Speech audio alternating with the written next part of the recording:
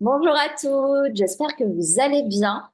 Bienvenue dans cette nouvelle conférence du cycle de conférences de Women in Design. J'espère que vous m'entendez bien, que vous me voyez bien. N'hésitez pas à communiquer ça dans le chat. Aujourd'hui, on va recevoir donc une nouvelle experte, Charlotte Toussaint, qui est UX designer et qui va nous parler justement de comment, au travers de l'icône, concilier une universalité et inclusivité. Alors, simplement, avant de commencer, bienvenue à toutes encore, j'aimerais parler de Women in Design, hein, nos actions. Voilà, donc nous, on est une association depuis 2021, donc bientôt 3 ans. L'anniversaire sera bientôt dans quelques temps. Ça a été imaginé et créé par Johanna Rovkavi, qui est ici avec nous aussi en live. Et on est une collégiale pardon, d'environ une dizaine de bénévoles, toutes praticiennes du design par un biais ou par un autre. Et nos actions, en fait, elles ont pour vocation de redonner une place juste à la femme dans l'industrie du design et puis aussi de redonner en fait de la parité dans toutes les pratiques du design également. Alors nous, on a des actions comme le co-développement, des actions de rôle modèle, les cycles de conférences que j'anime chaque mois, et puis la Summer House que on prévoit pour cet été. Stay tuned. Voilà, ça c'est fait, ça c'est dit. Évidemment, nous, on est tous bénévoles, c'est une association, donc si vous avez envie de participer à nos actions pour nous soutenir, vous pouvez faire un don et adhérer. C'est voilà, les adhésions sont à partir de 5 euros. Donc n'hésitez pas, je vous renverrai le lien dans tous les cas. Et merci d'avance pour votre générosité. Alors aujourd'hui, donc, on reçoit Charlotte. Voilà, bienvenue Charlotte, Merci beaucoup. avec plaisir. Donc, tu vas nous parler de UX, d'inclusion, d'universalité, d'icônes, comment on peut voilà, traduire des nouvelles formes de langage pour que ça parle à tout le monde. Et quand on dit tout le monde, c'est tout le monde. Voilà. Tout à fait. C'est exactement ça. Merci Lucie. Alors, je vais juste partager mon écran. Donc, j'ai donc des slides qui vont m'accompagner pour cette conférence. Je vais... Dites-moi juste si... attendez. Malheureusement, apparemment, je ne peux pas. Ah oui, pardon. Il C'est n'y a à pas de moi. souci. Voilà. C'est à moi de te laisser la main pour partager. Voilà, tu peux partager. Parfait, merci. Euh,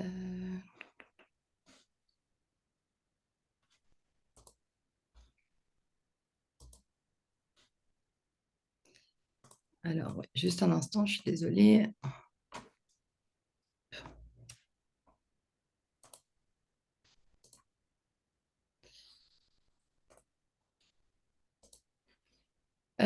D'accord. Oui, alors apparemment, ça ne veut pas... attendez, ça c'est bon, je pense. Là, on va y arriver. Est-ce que vous voyez bien mon écran? Oui, on voit. Parfait. Alors moi, j'ai juste un petit souci. Euh, Voilà, ok, parfait. Donc, rebonjour à tous. Comme Lucie donc, vient de vous introduire, donc aujourd'hui, on va parler de l'icône et donc de comment concilier l'universalité et l'inclusivité dans le web avec les icônes. Alors, hop, voilà, donc moi je me présente, donc je m'appelle Charlotte Toussaint, je suis web designeuse UX UI. Donc pour ceux qui ne connaissent pas UX, c'est pour User Experience, donc l'expérience utilisateur, et UI, c'est pour User Interface. Et je suis au sein de mon entreprise Visual Vibes, dans laquelle j'ai pu justement inclure ces deux notions-là et ces valeurs. Mais voilà, on le verra un peu plus tard dans la conférence. Alors avant de commencer, pour moi, c'était important de faire part de ma notion des icônes. Pour moi, les icônes, c'est le langage universel du web. Elles doivent refléter la diversité réelle pour inviter chacun à participer pleinement à l'expérience en ligne. Et puis, comme Lucie le soulignait, c'est vraiment tout le monde. Donc, c'est ça qui est important ici avec le langage universel des icônes. Alors, au niveau de l'introduction rapide de cette conférence, alors la présentation, donc ici, on va plonger ensemble dans le cœur du sujet, donc les icônes, puisqu'elles sont bien plus que de simples images. Les icônes, comme on l'a dit, sont le langage visuel du web. Et en fait, leur conception va bien au-delà de l'esthétique. On va voir ensemble comment ces petits éléments graphiques, finalement, peuvent devenir de puissants vecteurs de connexion universelle. Et puis ici, l'importance de concilier donc, les deux aspects, l'universalité et l'inclusivité dans les icônes, il réside tout simplement dans le pouvoir de la communication qui va transcender les frontières culturelles. Donc ces icônes, elles sont omniprésentes dans notre expérience quotidienne du web et c'est pour ça qu'il faut leur considérer autant d'importance. L'objectif ici, c'est de comprendre donc comment concilier les deux. On va ensemble essayer de créer une expérience en ligne où chaque utilisateur va se sentir compris, représenté et inclus. We could just see in the section yesterday, and in the rubble, we've got more. Ah, voilà. Je coupe le son de certains micros. Hein. Super, merci. Voilà. Voilà. Super, merci Lucie. Alors au niveau du parcours ici de la conférence, le premier point, ça va être les fondements, donc les éléments clés du design d'icônes, ce qui est important de mettre en place lors de la création d'icônes. Ensuite, on rentrera davantage dans le cœur du sujet avec l'universalité, les caractéristiques qui vont rendre une icône universelle, l'inclusivité pour une représentation équitable. On va passer à travers, comme je vous disais tout à l'heure, quelques cas clients, donc des représentations de cas concrets. Ensuite, je vous donnerai quelques astuces et des bonnes pratiques pour créer des icônes universelles et inclusives. Et puis, on terminera avec le récapitulatif des points clés. Alors, au niveau des fondements, des éléments clés du design, donc pour créer des designs, il faut respecter certains points qui sont importants, dont la simplicité et la clarté. Il faut prioriser des formes simples et épurées et éviter en fait tout ce qui va être des détails superflus qui pourraient compromettre la lisibilité des icônes. C'est très important.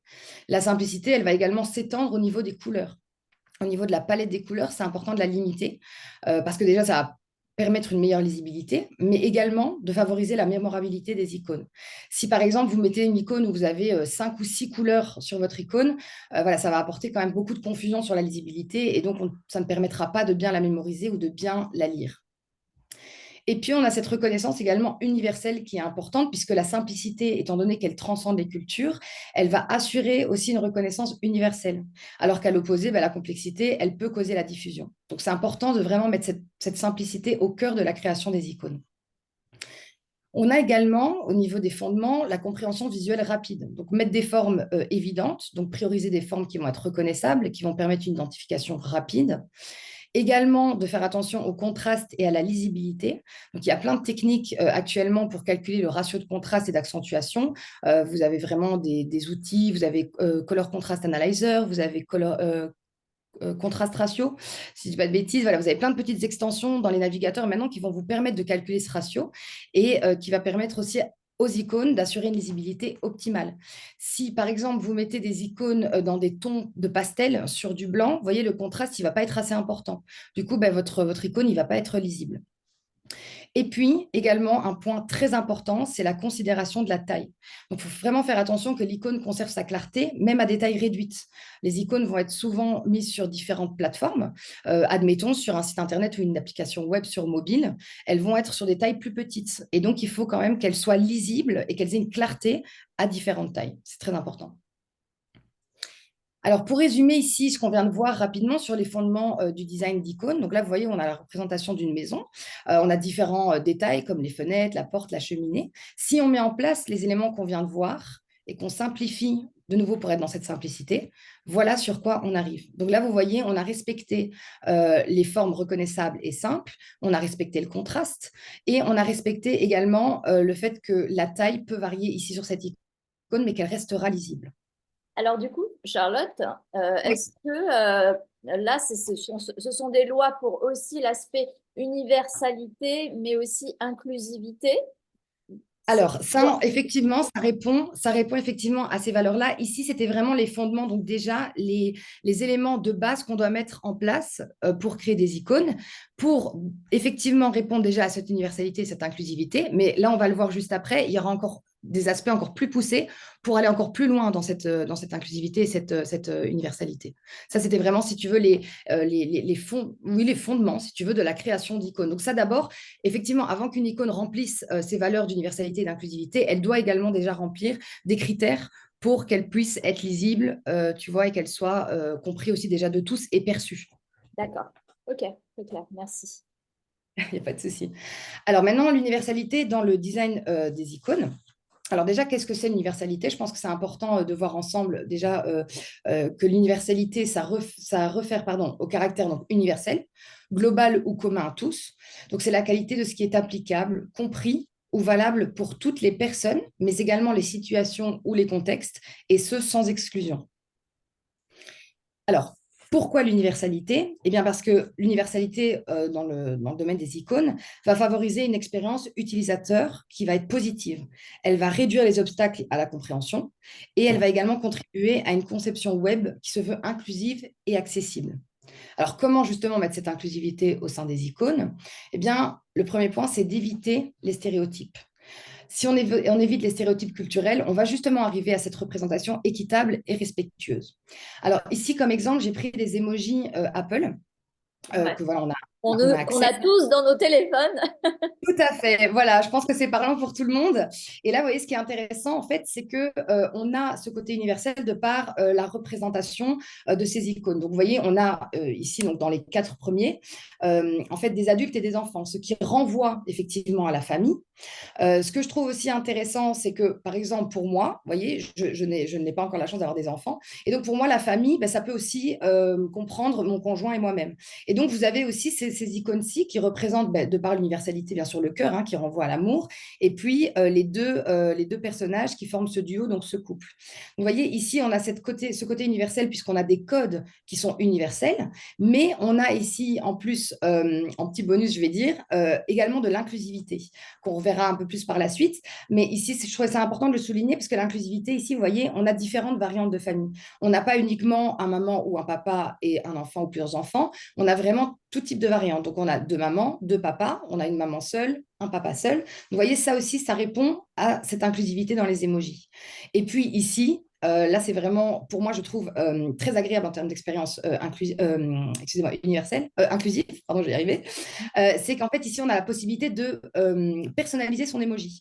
Donc, vous voyez, ici, c'est moi qui les ai créés. Donc, j'ai décidé de mettre ici deux femmes, ici deux hommes. J'aurais très bien pu mettre un homme, une femme. Et on a également cette possibilité de changer la couleur de peau. Donc, vous voyez, ces icônes-ci, en plus d'être universelles de par leur code, en fait, qui sont compréhensibles par tous, ils ont également cette couche d'inclusivité. Et donc, ça, c'est intéressant. Mais de toute façon, on va revoir l'inclusivité ensemble par la suite. Donc, toujours pour rester dans cette signification culturelle des icônes, ce qui est important aussi pour l'universalité, c'est l'adaptation contextuelle. Donc, en fait, il faut comprendre que la signification des icônes, elle va varier en fonction des cultures. Donc, c'est important de rester sur des icônes qui vont être adaptées. Exemple, ici, vous voyez, vous avez l'icône des deux mains qui se joignent. Donc, en fait, ça peut être vu comme quelqu'un qui fait une prière. Donc, en fait, ce qui est intéressant, c'est qu'étant donné que c'est dépourvu de détails, ça peut, en fait, être universel au niveau de toutes les religions. Vous avez également les personnes qui n'ont pas de religion, et donc ce signe-là peut aussi, par exemple, représenter le fait de supplier ou de remercier. Vous voyez ici, on a vraiment ce côté universel, je parle de fait qu'il n'y ait pas d'élément qui renvoie à une connotation ou à une autre. Ici, deuxième exemple, avec cette bulle abstraite, la communication, c'est quelque chose voilà, qui est très différente en fonction de où on vient, de la langue dont on parle, la culture qu'on a. Ici, pareil, on est sur une forme qui juste symbolise la communication. Il n'y a pas de détails sur comment on communique. Et donc, cette icône remplit bien ces critères d'universalité. Et puis le dernier, ici, cet emoji qui fait la fête, qui fait toi. Alors, on a tous des manières également de faire la fête un peu différemment. Si par exemple, je prends l'exemple du Nouvel An, en Chine, admettons, voilà, ils ont une manière de le célébrer. Le symbole, ça peut être les lanternes. Chez nous en France, par exemple, ça peut être les feux d'artifice. Vous voyez, mais ici, on n'est pas du tout dans ces éléments-là. On est vraiment dans quelque chose, juste un emoji qui fait la fête. Et donc, du coup, tout le monde comprendra que ça signifie la célébration. Donc, on est à nouveau ici bien sur des codes d'universalité. Alors, répondre à l'universalité aussi avec les icônes, c'est également utiliser des métaphores visuelles ou des images métaphoriques. Alors, les images métaphoriques, c'est quoi? C'est la comparaison implicite entre deux éléments. Donc, plus concrètement, ici, vous voyez cette ampoule. L'image métaphorique qu'elle peut renvoyer, c'est l'idée, l'innovation. Ici, on a cette palette de couleurs qui peut renvoyer au domaine artistique, à la création. Cette jeune pousse de plante à la croissance. Ce sigle ici qui est utilisé initialement pour le recyclage, ça peut également donner comme image métaphorique la durabilité, l'environnement. Et puis cette fusée à l'exploration, la découverte, le voyage. Donc vous voyez, en fait, ces images métaphoriques, donc ces icônes, ils ont le potentiel d'avoir une compréhension qui est intuitive et donc de transcender les barrières linguistiques et culturelles. Elles vont également aider à la mémorisation et à la reconnaissance. Donc cette reconnaissance rapide Et cette mémorabilité va permettre justement cette universalité. Et c'est là qu'en fait, on va pouvoir transmettre efficacement des messages, et ce, de manière universelle. Alors Charlotte, juste avant d'aller un petit peu plus loin, je vois une question de Johanna Oui. qui nous demande, enfin qui te demande, je me questionne toujours sur les mains en prière, sur le sujet de l'universalité, la connotation religieuse ne pose pas de question. Peut-être que Alors, tu vas répondre, mais moi de mon côté, je vois les mains en prière comme plus un signe de spiritualité versus main en prière. Ah, ou de dire merci comme namasté. Euh, Voilà, c'est ça, c'est ce que je voilà. disais. En fait, l'idée ici, en tout cas, moi, la perception que j'en ai, et c'est drôle parce que j'ai pu converser justement avec une collègue là-dessus. Alors, vous voyez, ma collègue me disait qu'elle elle le voyait, donc elle est athée, et elle le voyait comme un high five, donc vraiment comme un check des mains. Vous voyez? Ah En ouais. fait, l'idée, ouais. Bon, moi, c'est vrai que personnellement, je le vois plus comme toi, Lucie. Donc, moi, c'est plus, moi, généralement, je le mets comme remerciement. Ouais. Mais en fait, pour moi, l'idée ici que, alors, ce qui est drôle aussi, c'est que Apple le référence ici comme étant une prière. Donc, quand vous regardez le petit halt sur l'emoji, c'est bien prière. L'idée ici, c'est vrai que ça peut être connoté spirituel, mais le fait qu'on n'ait pas vraiment de détails liés à une religion ou à une autre, ça garde quand même son pouvoir universel. Et chacun va voir en cette icône quelque chose de différent, mais ça va toujours être dans le même contexte. Et c'est Oui. ça l'adaptation contextuelle, justement. Ouais. Je ne sais pas si, Johanna, ça répond un petit peu à ta question. Johanna. Je le vois. En plus, Oui, voilà, elle je répond oui. Voilà, je vois pas vos messages. Donc, merci, Lucie, pour très bien. euh, l'avoir lu. Euh, voilà, donc maintenant, on va passer à l'inclusivité dans le design d'icônes pour une représentation qui se veut plus équitable. Alors, l'inclusivité, elle désigne l'action de favoriser la participation et la représentation équitable de diverses personnes ou de différentes perspectives, et ce qui va permettre de créer un environnement où chacun va se sentir reconnu et intégré sans distinction ni exclusion. Alors, pourquoi l'inclusivité? Eh bien, parce qu'elle va au-delà de la simple représentation, elle va vraiment devenir un catalyseur d'engagement. Une représentation équitable va créer des expériences utilisateurs qui vont être plus positives et ça va favoriser la connexion émotionnelle et la compréhension. Alors, comment mettre cette inclusivité en place? Eh bien, par l'importance de la représentation équitable. Donc là, vous allez le voir, on a différents aspects qui sont mis en place pour avoir justement cette représentation équitable. Donc, il y a d'abord le reflet de la diversité, avec une représentation qui se veut équitable et authentique. Et en fait, cette représentation, elle va amener une réflexion qui va être profonde pour capturer la diversité et éviter du coup les stéréotypes culturels et les clichés. Il va également avoir le renforcement de l'identité. Donc, la valorisation culturelle, c'est le fait de renforcer l'identité individuelle et culturelle des utilisateurs. Et on va contribuer à une expérience en ligne qui se veut plus personnelle. Ça, vous allez le voir vraiment, l'inclusivité, c'est l'expérience personnelle des utilisateurs. Et puis, on a l'impact social avec la contribution à la société. Là, juste avant, on a vu d'un point de vue plus individuel, ici d'un point de vue plus collectif, la contribution à la société, puisqu'un design qui est plus inclusif, ben, il va contribuer à la création d'une culture visuelle qui va transcender les barrières. Elle va favoriser une société qui se veut plus ouverte et plus compréhensive. Et puis le dernier, ça c'est l'avantage pour les marques, donc au niveau de la crédibilité et de la confiance. Les marques qui vont adopter une représentation équitable, ben, bien sûr, elles vont gagner en crédibilité et en confiance, mais elles vont également se renforcer leur positionnement sur le marché et fidéliser bien sûr leur clientèle. Alors, la diversité, justement, dans le processus de design. Donc, pour avoir cette fameuse diversité et donc être inclusif lors de processus de design, il est important de mettre en place une collaboration multidisciplinaire. Si on amène une approche qui se veut collaborative avec diverses perspectives, qu'elles soient culturelles, sociales ou professionnelles, on va pouvoir enrichir le processus de conception d'icônes. Grâce à cette collaboration, ça va amener donc de la diversité et la diversité des points de vue va apporter une valeur ajoutée et ça va favoriser ça va favoriser en tout cas la création des icônes qui se veut plus inclusive et adaptée à un public plus varié. Également, cette collaboration multidisciplinaire, elle va stimuler la créativité et l'innovation, puisqu'on va être sur plusieurs perspectives. Et donc, ça va conduire à des icônes qui vont être plus engageantes et représentatives. Donc, ces trois choses sont vraiment importantes à mettre en exergue et à mettre en place pour amener cette diversité dans le processus de design. Alors, quelques études de cas d'icônes inclusives qui sont intéressantes. On en verra encore aussi par la suite. Ici, on a Facebook qui a mis en place également des emojis avec différentes couleurs de peau, différents types de coiffures et des vêtements également. Donc là, ici, on a vraiment aussi cette variante inclusive au niveau des icônes. On a Google qui a créé des avatars inclusifs au sein de Google Drive. Et puis, on a Noun Project. Alors, c'est peut-être un petit peu moins connu. Noun Project, c'est un site Ah internet qui oui, permet de oui. télécharger, oui, des icônes, qui est très connu. Et alors, ce que je trouvais intéressant avec eux, c'est que, en fait, donc, il y a des créateurs, bien sûr, qui peuvent venir mettre leur création, leur création d'icônes sur le site. Et ils sont encouragés vraiment à mettre de l'inclusivité au sein de leur création. Donc, ça, je trouvais ça très intéressant de pousser les créateurs aussi à être inclusifs. Alors, quelques cas clients, donc des cas concrets pour lesquels j'ai pu travailler. Donc, on a en premier exemple AWS, donc en fait qui appartient à Amazon, mais c'est davantage au niveau web service. Donc, j'ai pu travailler avec eux. Ce qui était intéressant, c'est qu'ils étaient sur le continent américain. Donc, on était sur un public pour moi à cibler qui est davantage différent de ce que j'ai l'habitude, plus européen.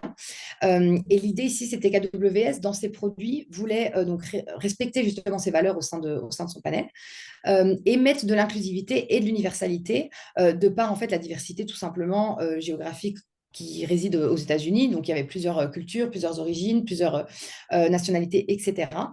Et donc, ils ont voulu mettre ça en place. Donc, bien sûr, ça s'est passé par les icônes. Hein. Donc, bien sûr, de l'inclusivité et de l'universalité dans les icônes. Mais pas que, c'était vraiment au niveau de l'expérience UX qu'on a mis en place avec ce client. Donc, sur tous ces produits, on a vraiment respecté ces valeurs-là tout du long. Et puis, on a un autre exemple qui est peut-être un petit peu moins connu, donc c'est la Sparkcase. Alors, donc moi, je suis originaire de Luxembourg. Et donc, la Sparkcase, c'est une banque étatique au Luxembourg. Et donc, j'ai pu travailler avec eux également. Et là, c'était intéressant parce que c'était pour un projet du coup en interne. Donc, c'était pour les employés de la banque. Et l'idée était de vraiment répondre déjà aux besoins, tout d'abord, des utilisateurs avec des outils en interne, mais également d'apporter cette inclusivité et cette universalité pour que tous les employés se sentent considérés et compris. Donc ça, c'est quelque chose qu'on a mis dès le début dans le processus. Alors de nouveau, hein, c'était au niveau de quelque chose de plus vaste, donc comme la charte graphique, au niveau de l'identité de la marque, mais également dans les parcours UX et entre autres dans les icônes, donc pour bien sûr les applications. Donc ça, c'est vraiment deux cas où j'ai beaucoup aimé travailler avec eux parce qu'ils avaient cette notion et ces valeurs d'inclusivité et d'universalité. Alors, d'autres sociétés qu'on a vues au long de cette conférence qui ont également mis ces valeurs donc dans leur processus ou dans leurs produits.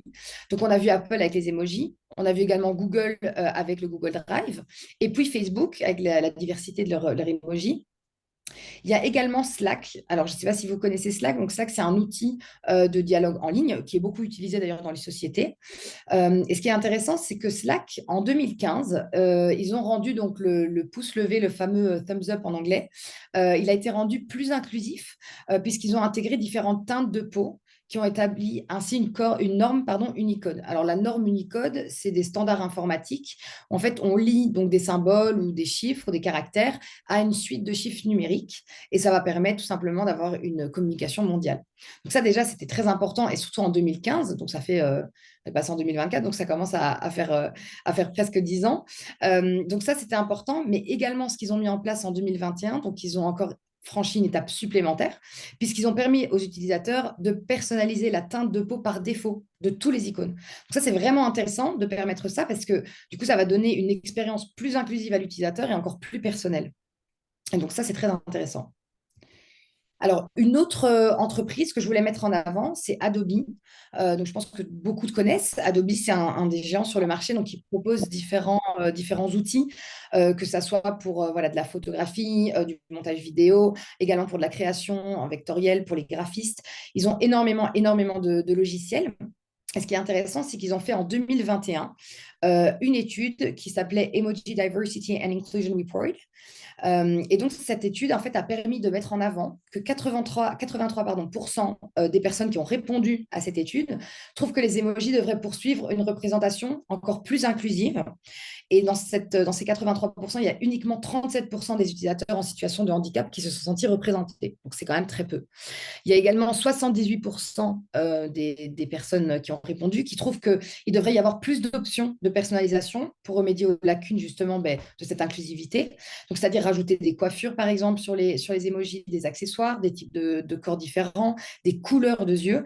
Donc, vous voyez ici, moi, ce que je trouve intéressant, c'est déjà de souligner que Adobe, qui est quand même qui a une position sur le marché très importante, s'est intéressé à l'inclusivité et à la diversité des icônes. Ça, déjà, je trouve que c'est très intéressant. Mais ce qu'on en ressort aussi, c'est que, vous voyez, malgré que Slack en 2015 ait donné peut-être un petit peu cet élan de l'inclusivité dans les icônes, ben, en 2021, sur cette enquête, beaucoup de personnes encore ne se sentaient pas assez représentées ou trouvaient qu'on pouvait encore faire plus d'inclusivité dans les icônes. Donc, je pense que c'est intéressant de constater qu'il y a eu déjà une prise en charge de ces valeurs-là, mais qu'on peut encore faire plus pour que tout le monde se sente vraiment représenté et compris. Alors, au niveau des astuces et des bonnes pratiques, donc quelques conseils pour créer des icônes universelles et inclusives. Ça, c'est un petit peu le petit guide avec lequel vous pourrez repartir à la fin de cette conférence pour être sûr que vous mettez ces valeurs-là en place. Donc, la première, c'est de favoriser la collaboration interdisciplinaire. Donc, si vous collaborez, par exemple, avec différents designers, des sociologues, des experts culturels, et ça, c'est important, c'est dès le début de la conception, eh ben, ça va amener une diversité enrichissante, bien sûr, à votre processus. Réaliser également des tests utilisateurs et des feedbacks. Alors ça, c'est peut-être mon côté UX, je dois l'avouer, parce que nous, c'est vrai qu'on on fait que, enfin, on fait que ça, on aime beaucoup les tests utilisateurs en UX, enfin moi, en tout cas, j'aime beaucoup ça. C'est vrai que c'est important de le mettre, et Les également aussi itérations. voilà, les itérations, exactement. Et donc, c'est très important de le mettre aussi en tout début de processus. Mais en fait, si vous faites des tests utilisateurs, vous allez en fait le faire sur des groupes de personnes qui vont être diversifiées. Et ça va en fait vous permettre d'avoir des retours pour adapter vos icônes, ou même voilà, ici on parle des icônes, mais ça peut être plus vaste aussi, hein, en fonction voilà, des réactions, des suggestions de votre panel. Donc vraiment, ça va optimiser la compréhension à travers différents contextes culturels, puisque vous aurez ce fameux groupe diversifié. Donc ça, c'est vraiment important, les feedbacks. Et puis, s'ouvrir aux évolutions culturelles et sociales, ça va également vous aider. Dans le milieu du web, de toute façon, on est en perpétuel mouvement, il faut toujours se maintenir à jour. Et bien là, c'est pareil pour l'évolution culturelle, il faut faire de la veille et il faut vraiment se faire des mises à jour régulières pour être sûr voilà, qu'on a les bonnes perceptions au niveau de l'universalité et de l'inclusivité. Au niveau donc des points et déjà de la conclusion, au niveau des points clés de ce qu'on vient de voir aujourd'hui ensemble, donc, on a vu ensemble les fondements du design d'icônes. Alors, comment y répondre? Eh bien, en priorisant la simplicité, la clarté et les significations culturelles. Comment répondre à l'universalité? Eh ben, en ayant des formes simples qui évitent les stéréotypes et en amenant une réflexion approfondie sur la couleur et les contrastes. Et puis, l'inclusivité, on y répond en prenant compte à la représentation équitable et l'intégration de perspectives variées dans le processus de conception. Voilà, il y a eu déjà quelques petites questions durant la conférence. Je ne sais pas s'il y en a d'autres. Alors, Johanna a réagi en disant, comme les focus group pour le design produit et packaging. Je suppose, Johanna, que c'était pour des itérations où Oui, effectivement, en packaging et en design produit, on fait plusieurs prototypes avant d'arriver au résultat magasin, ce qui va c'est être ça, maintenant exactement. arrivé dans les mains de Madame Michu. Effectivement, avant ça, il y a plusieurs tests, hein, des tests qualité, des tests de safety aussi. Donc voilà. Johanna, oui, vas-y, prends la parole avec plaisir. Vous me voyez et vous m'entendez? C'est bon? On t'entend, on te Parfaitement. voit. Ok, super. Oui, en fait, je réagissais parce que donc moi aussi j'ai un parcours plutôt UX à la base en fait, et en travaillant bah, du coup en ayant créé cet asso et en rejoignant d'autres assos qui sont vraiment multi designers, multi on va dire multi type de design en termes de résultats, on va dire que ce soit du produit, du service ou autre. Cette notion finalement de test utilisateur, on a parfois l'impression qui est principalement utilisée au sein de cette expertise du X, en fait, est utilisée, mais d'autres manières, avec d'autres noms aussi, par les designers dans d'autres secteurs et aussi en fait par des non-designers, typiquement sur les focus group.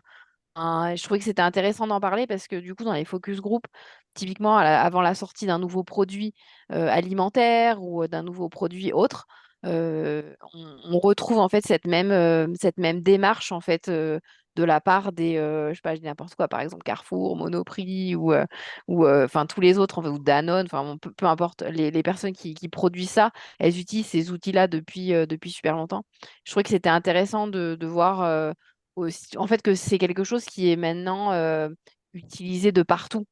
Cette notion, on veut pas mettre un truc sans être sûr que du coup les gens comprennent comment ça fonctionne, l'apprécient, etc. Donc voilà, je voulais juste partager ça. Non, mais c'est vrai que c'est très intéressant, hein. Je pense qu'on le voit aussi. Nous, c'est vrai que on est UX et donc par notre formation aussi, on les met en place. On est facilitateur aussi de workshops, de choses comme ça, pour pouvoir justement amener ce retour utilisateur. Mais c'est vrai que comme tu l'as dit, par exemple, chez Carrefour, ils vont utiliser aussi ces méthodes-là pour avoir un retour client. Et moi, je trouve ça justement très intéressant parce que j'ai l'impression qu'il y a quand même cette évolution de comprendre que finalement, pour moi, la parole finale, c'est l'utilisateur qui l'a. Moi, j'ai toujours à mes clients, je n'ai pas la réponse finale. Moi, j'aide à comprendre ce que le client a besoin, mais ce n'est pas à moi qui vais vous dire ce que le client a besoin. Donc, c'est ça que je trouve ça très important et très intéressant. Si en plus d'autres maintenant, d'autres industries aussi prennent en compte cette parole de l'utilisateur et mettent en place justement, comme tu le disais, Johanna, différentes méthodologies pour ça. Super. Merci Charlotte. Est-ce qu'il y a d'autres, et Johanna également pour ta question, est-ce qu'il y aurait d'autres questions avant de reboucler, tout simplement? Est-ce que vous auriez d'autres questions? C'est vrai qu'on a été un peu vite. En tout cas, oui. Élodie, vas-y, avec plaisir. Bonjour. Bonjour. Bonjour. Élodie qui se connecte depuis Oui, la bonjour. Guyane, hein. Donc, j'imagine pas l'heure à laquelle l'heure qu'il Depuis est la là-bas. Guyane? Non, c'est étonnant, je suis en France. Non, je sais pas pourquoi C'est tu vois moi, Guyane. c'était Où, Élodie qui avait levé la main. Élodie Alexander qui avait levé la main. Pardon. autant pour moi. Alors, peut-être qu'on a voulu. Il y a deux Élodie qui ont voulu parler Il en y a même deux temps. Élodie. Est-ce que- Oui. Ah, bah, ça, super. Eh ben, je laisse la primeur à la Guyane. Vas-y. Merci. Désolée, j'allume pas la caméra. Ça va, il est 8h33, mais j'ai une petite nuit blanche dans la nuit. Donc, D'accord. mais non, juste pour remercier pour l'intervention, la thématique, parce qu'effectivement, depuis la Guyane, nous, on a un peu du mal à travailler sur des projets en design, parce que justement, au moment de vouloir représenter la diversité, et en Guyane, il y a beaucoup de diversité, ne serait-ce que biodiversité, c'est énorme, et puis au niveau des communautés. On a plusieurs communautés différentes, donc créoles, Pushinagé, enfin, descendants plus directs, on va dire, parce que tout le monde beaucoup sont descendants de de l'esclavage. Population amérindienne, plus toutes les migrations, etc. Donc, ça fait qu'on est dans un territoire où il y a vraiment, vraiment, vraiment beaucoup de différences. Et au moment de travailler sur les projets, on a cette lacune, et je crois que Camille de Yux est là aussi, à partager aussi. On a ces lacunes de représentation de la diversité. Forcément, on n'est pas servi par... on n'est pas servi non plus par les emojis qui représentent pas tous les détails de nos cultures, des objets qui ne font pas partie.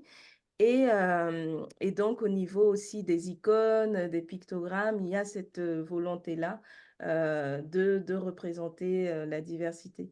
Donc voilà, je voulais remercier parce que nous, on est dans de cette problématique-là.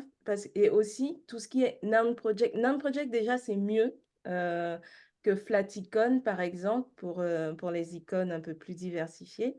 Mais voilà, on a toujours plus de temps de travail pour rajouter ces ressources qui qui ne figurent pas dans des banques en ligne, etc. Donc, Ouais. pour partager ça.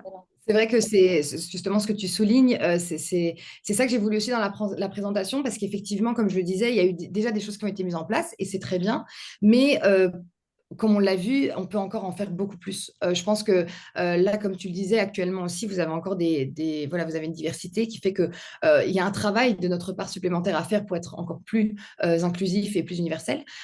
Et donc, pour moi, le travail est encore loin d'être fini. Voilà, il y a des entreprises comme Slack, par exemple, qui ont initié un peu la chose en 2015. Mais pour moi, voilà, comme on le disait, il y a plein de, quand on voit les emojis, alors Apple en a sorti plein également, donc je cite Apple comme ça, mais vous voyez, par exemple, des tailles de corps différentes, on n'en a pas, des couleurs de yeux différentes, on n'en a pas. Donc, vous voyez, il y a encore beaucoup, beaucoup de travail pour apporter. Alors, est-ce qu'on arrivera à attendre à une inclusivité, une universalité à 100%? J'espère. Mais en tout cas, effectivement, je suis d'accord avec toi qu'il y a encore du travail et c'est aussi ce que je voulais refléter dans cette présentation, quoi. Ouais, c'est super. Merci beaucoup. Merci à toi. Super. Merci beaucoup. Oui. Est-ce qu'il y aurait d'autres questions? Il y a Camille, je pense. Moi, je vois Camille qui lève la main. Camille ouais, vas-y, Camille. Super, merci. Oui, nous, alors c'est vrai on fait un petit peu face à la même problématique où il y a une diversité très très grande. Moi, je travaille sur l'ensemble du continent africain et c'est vrai que des fois, on nous demande de créer des applications qui sont censées s'adresser à tout le monde, mais il y a une telle différence et j'ai envie de dire pas forcément juste culturelle, mais même au niveau de la digital literacy, par exemple. On ne se rend pas compte, mais dans les emojis, c'est quand même des codes qu'on a appris. Moi, le nombre de fois, on a cru qu'en utilisant des emojis, on allait simplifier. Et en fait, l'emoji qui pleure de rire, ceux qui ne le connaissent pas, ils voient les larmes et ils pensent que c'est quelqu'un de triste. On a eu plusieurs fois cette constatation qu'en fait, les emojis ne sont pas forcément un langage universel, ou l'emoji de la personne qui couvre ses yeux, par exemple. Pour moi, ça interprète quelqu'un qui est un peu timide ou un peu embarrassé, mais mignon, mais pour d'autres, c'est pas ça. Donc, deux commentaires, c'était un, la question des tests, c'est super important. Il ne faut pas penser que juste parce que c'est une image, c'est compris, parce qu'il y a des niveaux, en fait, je pense, d'abstraction auquel on a l'habitude ou pas. Et une icône, c'est une réduction, c'est une abstraction. Dans certains contextes, une photo, ça marchera mieux. Parce que si on n'a pas l'habitude des icônes, justement, de l'abstrait, on n'y arrivera pas. Et l'autre, c'était aussi, justement, on avait eu ce cas de figure où on n'était pas assez expert d'un sujet. C'est un sujet agricole. Et on avait utilisé une illustration pour représenter des fertilisants d'une main qui jetait du fertilisant sur des plantes. Et lors des tests utilisateurs, quand les agriculteurs n'ont pas compris cette icône, pas du tout. Et on a réussi à avoir une explication. Ils disaient, mais non, mais le fertilisant, il ne faut jamais le jeter sur les plantes parce que ça va brûler les feuilles, il faut le poser en dessous. Donc en fait, l'illustration même ne correspondait pas à des choses assez basiques pour eux. Du coup, c'est vrai que moi, je pense qu'à un certain moment, l'universalité complète, c'est quasiment impossible. Mais par contre, les test utilisateurs sont super importants et de bien comprendre qui sont ces utilisateurs et leur diversité et voir s'il peut marcher pour les uns et pour les autres. C'est un effort qu'il faut faire constamment, en fait. Mais j'ai appris par l'expérience que c'est pas parce que c'est une image que c'est forcément universel. Très intéressant. Ok, super. Peut-on oui, effectivement. Merci, Elodie. Alors, Charlotte, est-ce que tu peux couper ton partage d'écran vu qu'on a terminé de regarder la présentation? Est-ce qu'il y avait une autre question? Je vois de nouveau Elodie qui lève la main. Je pense que c'est, oui, on a répondu à une Elodie, mais pas aux deux. Je pense qu'il y Alors, avait. Oui, vas-y, c'est vrai, Elodie, on j'avoue. t'écoute. Mais du coup, j'ai Et on hésité voit parce toujours le que partage écran, hein. Oui, 2 secondes. Je l'essaie juste de Ah l'enlever. bon. Un instant, ça ne veut pas. Ça ne veut plus. Attendez. Parfait. C'est bon, je vais y arriver. On est bon. bon. Ben, en tout cas, oui, bonjour à tous, hein, au fait quand même. Et merci effectivement pour cette conférence qui est, je trouve, très intéressante. Après, moi, je suis freelance designer et je suis aussi enseignante. Et j'avoue que c'est un vrai problème parce que, en tout cas en France, moi, je n'interviens que dans une seule école, mais quand même, malgré l'ouverture d'esprit qui existe maintenant au sein de nos jeunes, il y a vraiment beaucoup de respect, de bienveillance. Ce mot-là revient sans cesse dans leur présentation, dans leur travail, dans leurs projets, dans l'inclusivité, l'universalité. Ce sont des notions extrêmement prégnantes dans leurs esprits. Néanmoins, les stéréotypes sont encore tellement, tellement, tellement prégnants aussi qu'ils ne se rendent même pas compte, mais ils les véhiculent eux-mêmes. Alors, je me dis que quand même, c'est peut-être très prétentieux de ma part ce que je vais dire, mais je pense quand même qu'on a un devoir, nous aussi, d'être un peu pédagogue et peut-être de distiller petit à petit, en fait, des façons dont nous, on peut avoir à interpréter certaines images, parce que, bah, comme le disait la précédente collaboratrice, on ne pourra jamais empêcher l'interprétation parce que rien n'est universel, parce que aucun stéréotype n'est universel, on est tous singuliers. J'enfonce une porte ouverte, mais tout ça pour dire que je pense qu'on a quand même ce devoir-là, nous, à revenir peut-être à nos fondamentaux. Je repense à mes cours d'histoire de l'art et d'histoire de design où on parlait des premières icônes, des premiers pictogrammes dessinés pour notamment les JO. Où vraiment la stylisation, la simplification des formes. Moi, je me revois un prof me dire fais comme si un Esquimau devait comprendre que là, il y a des toilettes. Et ben voilà, je crois qu'il y a quand même, je crois qu'il y a aussi dans notre. On est tellement baigné par les images et les gosses que je vois, les étudiants que j'ai sont tellement imprégnés d'images que des stéréotypes engendrent des stéréotypes. Alors, revenir à des fondamentaux un petit peu comme ça de culture graphique, je pense que c'est indispensable aussi pour mieux styliser nos formes et mieux comprendre euh, ce qu'on attend de nous maintenant en tant que graphiste, en tant que designer, en tant que bref, voilà, c'est à nous aussi de peut-être de revenir vers des choses plus essentielles euh, et pour prendre du recul et ne pas chercher à créer une universalité à tout prix, mais comme le disait la précédente, quelque chose d'assez spécifique aussi. Euh, voilà, c'était mon retour parce que c'est vrai que sur les étudiants, j'ai un peu de... je suis dans le doute parfois. Voilà. Ok. Merci en tout cas pour ton partage, Elodie. On a Xavier qui pose ça là, avec une question assez étonnante. C'est parfois c'est pas utile d'être universel, mais plutôt d'aller vers la culture de l'autre. Alors, quel Alors, est ton point de vue oui. là-dessus, Charlotte? Mais moi, mon point de vue, en fait, là-dessus, c'est que pour moi, ça va dépendre de la manière de ce qu'on communique, de la manière dont on veut communiquer. Il y a effectivement des moments où on va devoir mettre en place des projets où on va devoir communiquer à une population spécifique, à une culture spécifique. Et là, je trouve que c'est intéressant d'utiliser les symboles culturels puisqu'on sait qu'on va communiquer directement à cette communauté-là.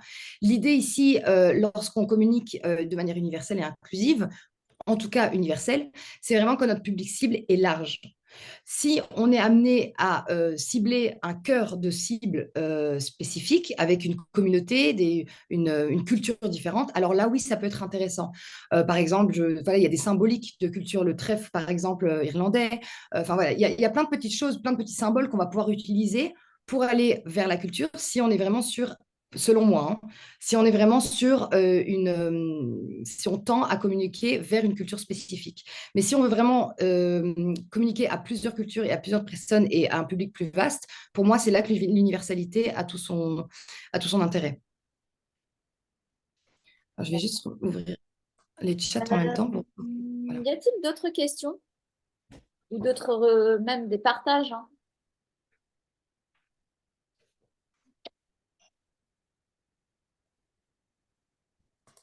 Pour eux, Élodie, vas-y. juste en fait du point de vue de notre histoire de territoires qui ont été colonisés, on nous a bassiné les notions d'universalité dans la chair, on va dire. Et effectivement, pour moi, j'ai l'impression que enfin, l'universalité, c'est un mot qui peut avoir, enfin, c'est une volonté et une intention qui peut partir de sentiments nobles, etc., pour rassembler, etc., mais qui, a fortiori, il faut se rendre compte que quand on parle d'universalité, souvent on parle d'universalité à partir d'un point de vue et d'une position, et que localement ou sur des territoires différents, ben, c'est un peu comme expliquait Camille, ben, il n'y aura pas, ça va pas imprégner de la même façon selon où les autres se placent. Et Oui, selon du coup, l'histoire parfois, aussi, je pense. Ouais, c'est ça, hein. c'est ça. Finalement, la notion d'universalité est très européenne avec voilà, tout ce courant des Lumières, ce courant-là qui, voilà, c'est une version aussi de la culture, de ce qu'est le savoir qui est partagé, etc. Et parfois, j'ai l'impression que l'universalité, c'est un peu comme la perfection. Oui, d'accord, c'est un idéal où on peut éventuellement y arriver, mais il faut savoir que ça fait pas toujours, ça ne diffuse pas toujours du bien-être autour de soi. Oui, parce qu'il y a certainement, voilà, euh, ça dépend de là où on se place dans le monde. Il y a des traumas qui sont tellement forts que c'est des messages qui sont finalement, n'arrivent pas à pénétrer finalement. C'est ce que tu essayes d'expliquer, c'est ça? Non, mais même au-delà de ça, rien que l'idée de penser que ce soit possible de faire, enfin, de faire l'unanimité avec une représentation, quand bien même l'échantillon est large, c'est juste ça, c'est vraiment cette idée-là D'accord. de faire Ok. de l'universel. Donc, ça peut être une intention qui aura toujours ses limites. Oui, c'est vrai. Donc, tu rejoins ce que disait, je pense que c'était Camille Xavier? qui disait Non. la même chose. On Ouais. peut pas, c'est difficile de tendre à 100% à universalité parce qu'on a tous, une image ne pourra pas être comprise toujours à 100% par tout le monde, effectivement. Mhm. C'est ça. Parfait. Élodie, tu veux reprendre la parole? L'autre Élodie, du coup. Ouais, je trouve ça super bien dit et c'est exactement ça. Je pense qu'il faut qu'on se prémunisse sur le fait que après, on pourra, enfin, c'est un thème qui touche aussi à la politique, aux religions. Vous l'avez dit à moult reprises et je vais pas vous paraphraser, mais c'est vrai que on ne peut pas créer de l'universalité sans aller toucher quelque chose. Donc, à nous d'être le plus neutre possible et, et d'être, je sais pas comment, je crois que oui, continuer à s'instruire, à ouvrir son esprit, à être plus, mais à ne pas, et puis surtout à ne pas avoir peur à un moment donné, avoir les mauvaises réactions. Voilà. Parce que je crois on pourra rien y faire, mais néanmoins, je trouve que c'est hyper important à notre époque maintenant de le prendre complètement en considération, mais ne pas mais à vouloir être trop précis dans son inclusivité, justement, on peut aussi s'attirer d'autres fous. Donc, comment trouver le bon juste milieu? Je crois que, comme vous le dites, hein, c'est retour utilisateur, essai, et surtout une grande recherche au départ sur laquelle s'appuyer, quoi. Voilà, c'est tout ce que je voulais dire. Je veux pas monopoliser la parole. D'accord. Parfait. Johanna, tu avais de nouveau une remarque? Oui, mais moi j'allais aller dans le même sens. J'ai les cheveux n'importe comment, n'importe quoi. Bon, allez, on va dire que c'est bon. Oui, j'allais aller dans le même sens en fait. Quand j'ai assisté à... Est-ce que certains d'entre vous ont assisté à Interaction, le salon Interaction qui a eu lieu à Zurich en 2023? Non. En fait, justement, c'était un des sujets clés, c'était les sujets autour de la diversité et il y avait beaucoup de conférences sur justement la décentralisation par la culture. Donc, comment on s'éloigne de cette universalité pour repartir sur aussi certaines fois, enfin là où c'est pertinent sur des éléments culturels ou autres. J'avais fait une publication avec le nom des conférences qui me paraissaient intéressantes sur le sujet. Enfin, voilà, ceux qui sont intéressés, envoyez-moi un message sur LinkedIn. Je vous renverrai la publication. J'avais fait des petits résumés des conférences. Et il y avait vraiment des sujets justement sur les populations très, très minoritaires dans le monde et qui sont totalement invisibles en fait. Et sur ce sujet de justement de l'universalité qui en fait est potentiellement occidentale et ou blanche. Et donc, c'est là où, en fait, c'était plus des questionnements, en fait, que les gens apportaient pendant ces conférences-là. Mais le fait de suivre plusieurs conférences sur ces sujets-là était assez intéressante. Et ils en parlaient justement, notamment au travers de médiums comme le métaverse ou des trucs comme ça, ou comment, en fait, on ramène des nouveaux narratifs, comment on transforme les narratifs pour qu'en fait voilà, on soit dans l'universalité quand c'est pertinent, comme tu le disais, Charlotte, et ensuite à un moment donné se dire à quel moment en fait on peut dire que d'autres, enfin quelque chose qui ne semble pas aujourd'hui universel par rapport à nous peut devenir en fait universelle, même si c'est une population qui est aujourd'hui très minoritaire dans le monde, qui porte le message. Voilà. Donc, je trouvais que c'était intéressant comme débat ce qu'on avait, parce qu'en fait, c'est finalement à quel endroit on met cette ligne et à quel moment, en fait. À quel endroit on a envie d'universalité, à quel endroit et à quel moment on a envie de voir toute la diversité et pas une simplification par l'universalité. Voilà, c'était juste ça que je voulais dire. Ouais, c'est intéressant de nuancer en fait. Mm, Parfait. Camille, une dernière question? Oui, merci. Peut-être la question, c'est aussi finalement, pourquoi est-ce qu'on essaye de le faire? En tant qu'exercice stylistique de graphisme, c'est une chose, mais quand on parle d'expérience utilisateur, l'image ou l'icône, c'est un élément. Et je pense que nous, un niveau de solution, c'est de se dire quels sont les autres éléments. Et je pense que l'intervenant tout à l'heure disait dans AWS, c'était toute l'expérience qui était pensée.